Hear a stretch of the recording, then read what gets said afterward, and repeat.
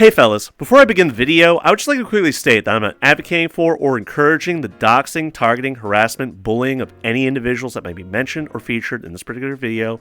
Remember, this is an opinion piece, my particular commentary on the subject matter, however controversial as it may be. So, with that all said, let's go ahead and start the show. Hey, what's going on, everybody? Just your back next to LCS, it was something else. You know, not a day goes by that another minor goes out of their way to go to places they don't belong, to do things they're not yet old enough to do, chasing after people they got no business associating with. But hey, it's nothing new. It's the internet, after all. We were all kids once upon a time. We all did stupid stuff we probably shouldn't have, like pretending we were at least 18 years of age or older to go onto the websites to look at porn. I mean, I did it. I looked at furry and anime porn before I was of age. As for other minors, well, they all go through puberty and feel that rush of hormones coursing through their veins, leaves them feeling all needy and clingy, desperate to get that rush of euphoria and a hit of dopamine to boot. Now, as to why it's so common these days, well, I guess it's kind of complicated. I mean, we're inundated with messages and media denoting sexy fun times, be it in the form of pornography, to pictures, gifs, videos, to view, to people acting all sultry and seductive on social media, playing on a more sexualized persona of theirs. Their alluring mannerisms are enough to captivate others. But what happens when the wrong audience catches wind of that? See, with some kids, I genuinely feel like it's the fear of missing out. Varying levels of FOMO. Like, they want to be able to play with the big kids and feel like they're actually a part of things, and already they're feeling the least bit different and weird between their legs, and they want to seek out newfound experiences, like kids do. Even better if they can find a willing participant, be it in real life or online, but online being far more likely with that false sense of security and safety being relatively free from their partner. Part of it's the feeling they're getting themselves into something they probably shouldn't, and provided that nobody else knows, what's the harm, right? The bonus is they can probably get away with it. Now, the problem is that's obviously a big taboo. Kids aren't old enough to be doing that sort of thing. Obviously, be it legally or morally. What happens when the kid manages to fool somebody into actually believing they're older than they actually are? Because that has happened before, and it's caused a litany of different consequences to occur and play out on the poor bastard gullible enough to act on it. Legally, the adult is culpable and on the hook for no matter what the circumstances are, or whatever story as to how they got there, from enticement of a minor to full-on statutory rape. Then there are the adults that know what they're doing is fucked up, but either taking advantage of a bad situation or seizing the opportunity when it presents itself. They act on some fairly dark predilections and impulses, hoping that they're not going to get caught. I mean, I'm sure you've all heard plenty of stories over the years, like teachers that got caught engaging in inappropriate contact with their students, the PE teacher giving some of the fellas a hard dicking over a locker room bench, or that hot blonde getting all flirty with the student body, to the point that she actually winds up forgotten on after the fact. What I'm going to be talking about here today, this is nothing so drastic, alright?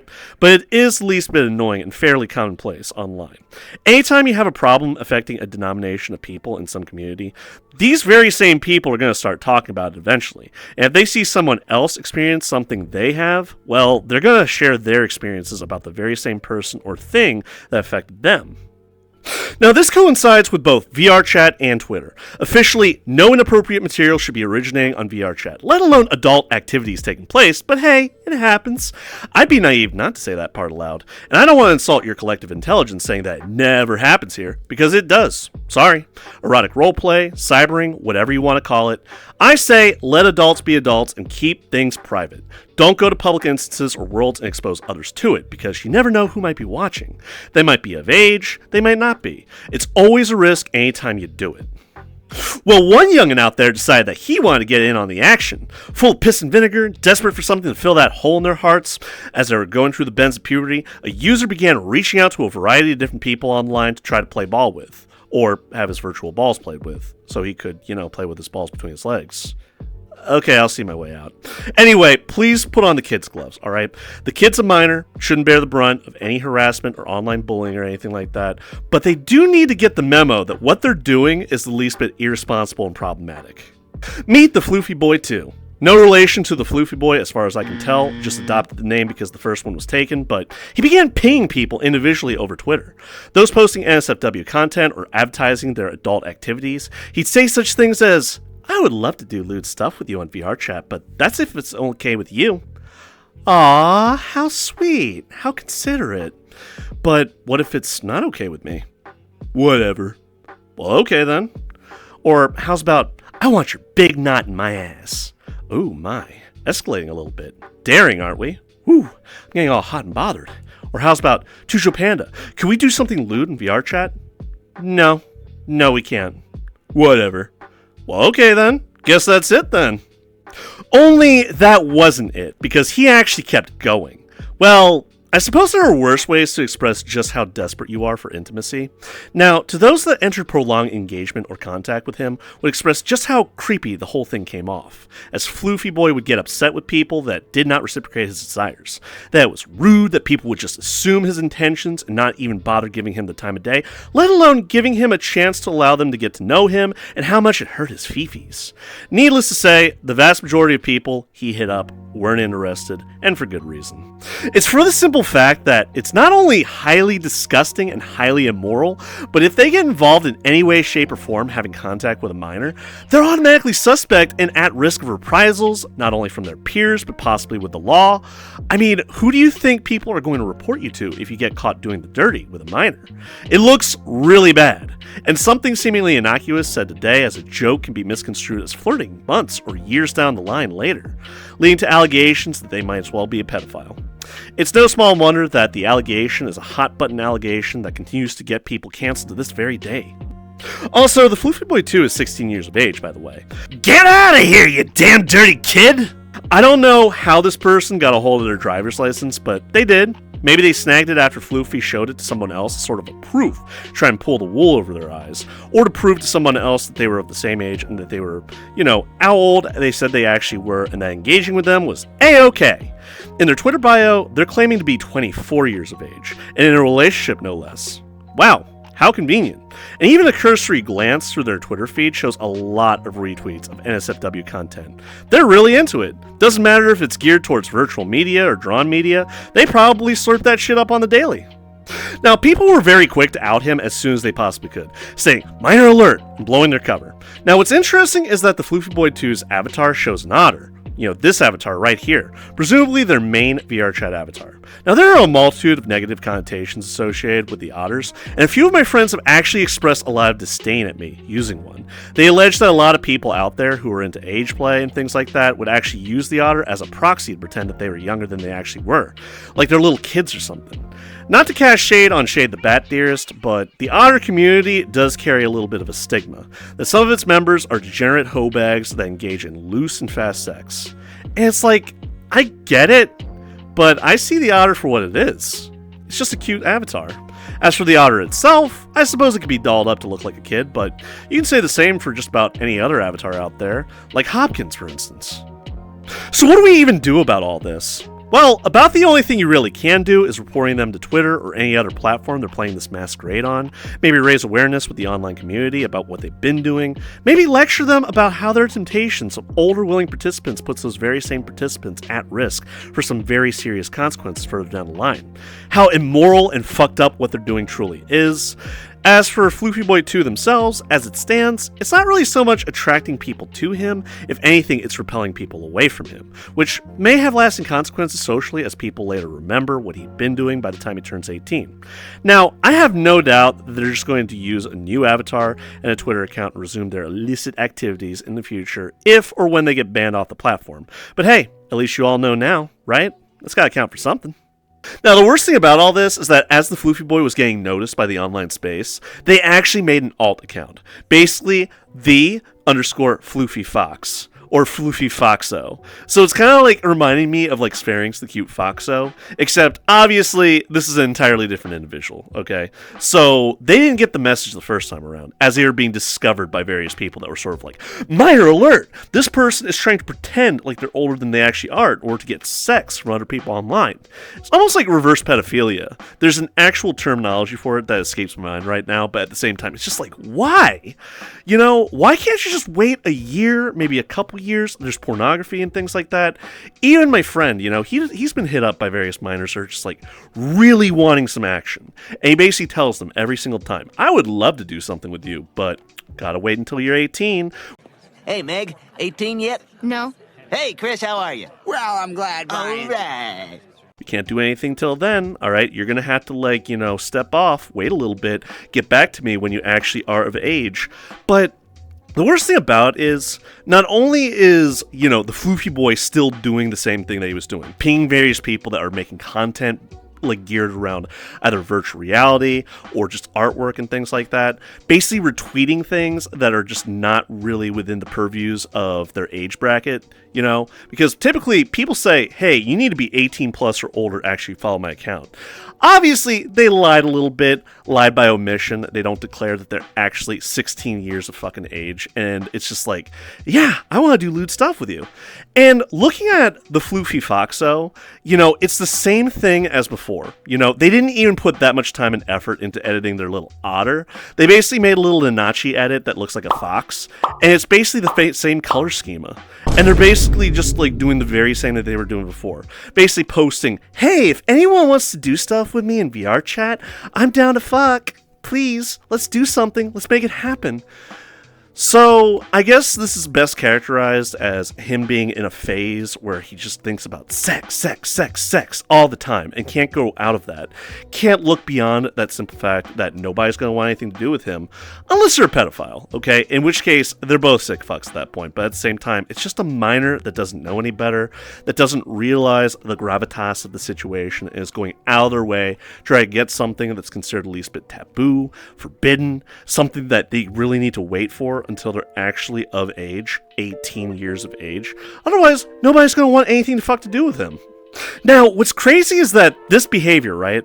It's infantile by comparison to how most normal people generally interact with each other, but it also reminds me very strongly of somebody I used to know. Rainforest Wolf. Y'all remember him? If not, what a fucking name, right? Yes, the very same Rainforest that the likes of the Internet Historian covered. Talk about a tone-deaf choice in name. Now, a friend of mine who used to play Second Life actually complained about a Rainforest Wolf that moved in right next door in the same plot of land he was living on in-game, and just about chased away all the other neighbors with his desperate and cringy behavior, that he'd do the very same things he would end up doing by the time he got to VR chat. Now, I didn't know this when I first discovered Rainforest Wolf as he began to play VR chat, because I actually felt sorry for him back in the day, because I was genuinely under the impression he was just a cringy minor. He'd do things like talk to you for a couple of days over Discord, and then, after a sufficient conversation had occurred, he'd come out and be all like, hey, I don't know how to say this, but I think I'm developing feelings for you. Can we ERP now? He did this to just about everybody that would give him the time of day. This happened to enough people that it just about ruined his reputation, to the point that I stumbled across him being shouted down in a world.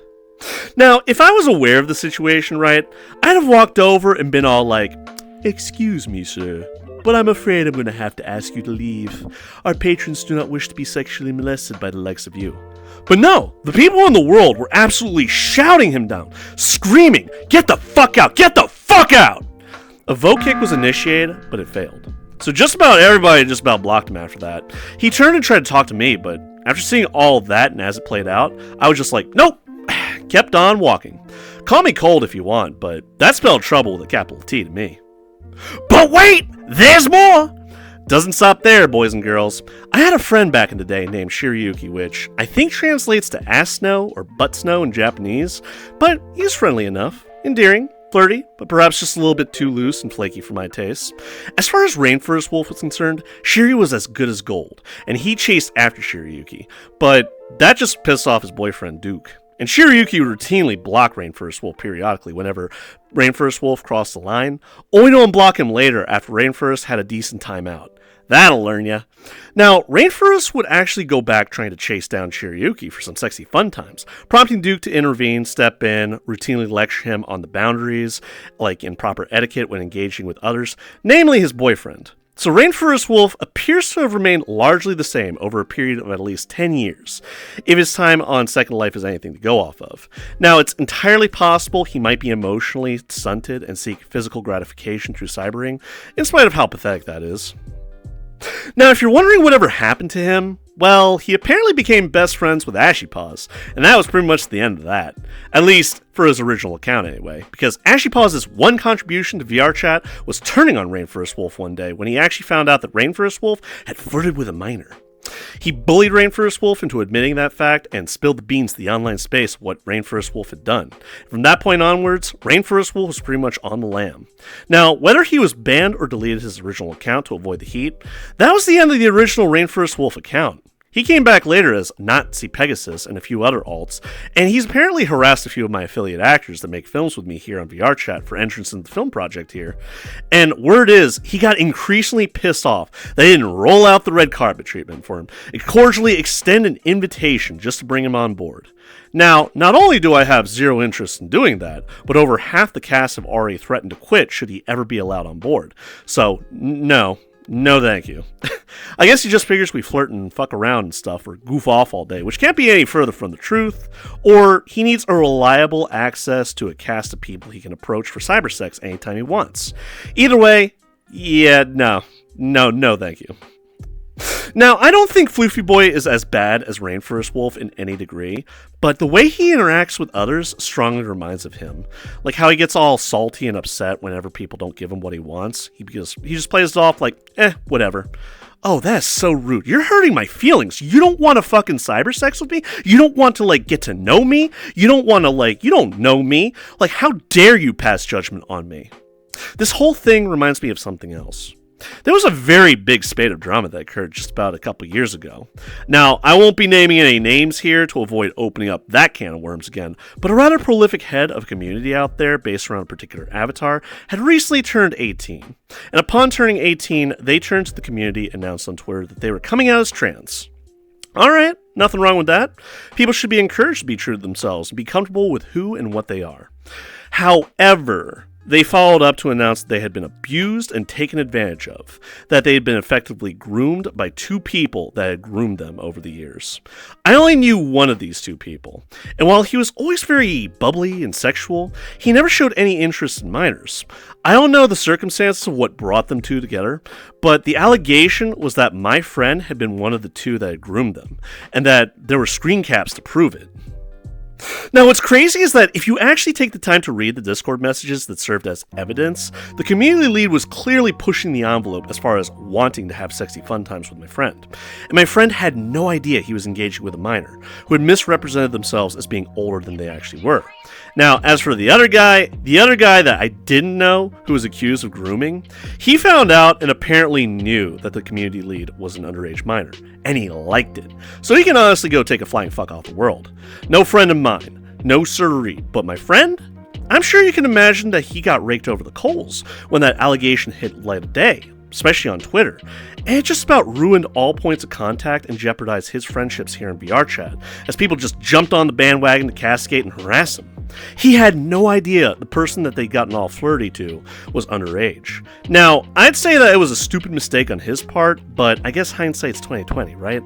It's the one situation I can recall in recent memory that comes to mind as a cautionary tale to the rest of you all.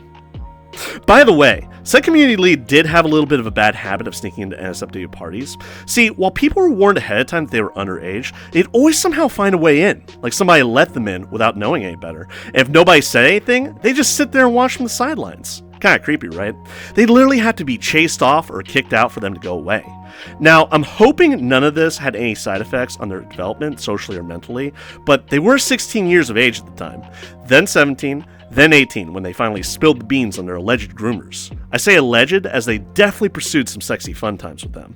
And one of the two groomers can patently be proven to be at fault and culpable for their actions. The other, I would argue, has some plausible deniability, given the minor's penchant for misrepresenting their actual age at the time.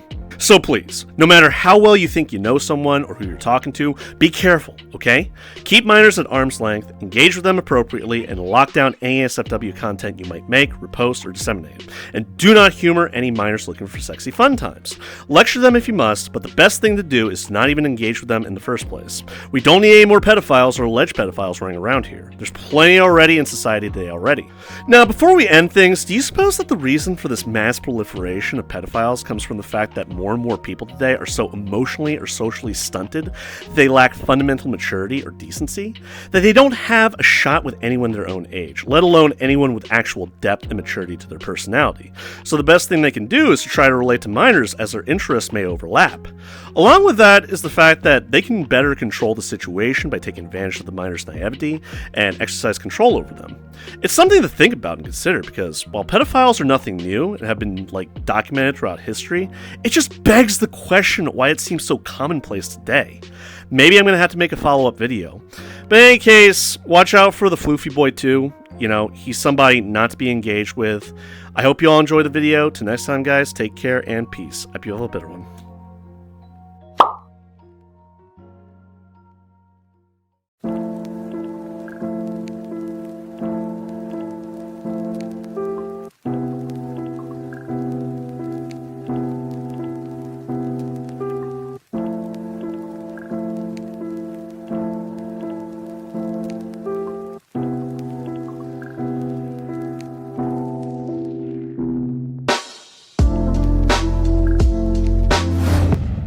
Hey fellas, thanks for watching the video. I hope you all enjoyed it. Would you care to hit that like button and subscribe for more? You know I'd greatly appreciate that, right? And hey, I just made affiliate on Twitch, so how about you check me out sometime if you want to watch me play some video games. Anyway, till next time guys, take care and peace. I hope you all have a better one.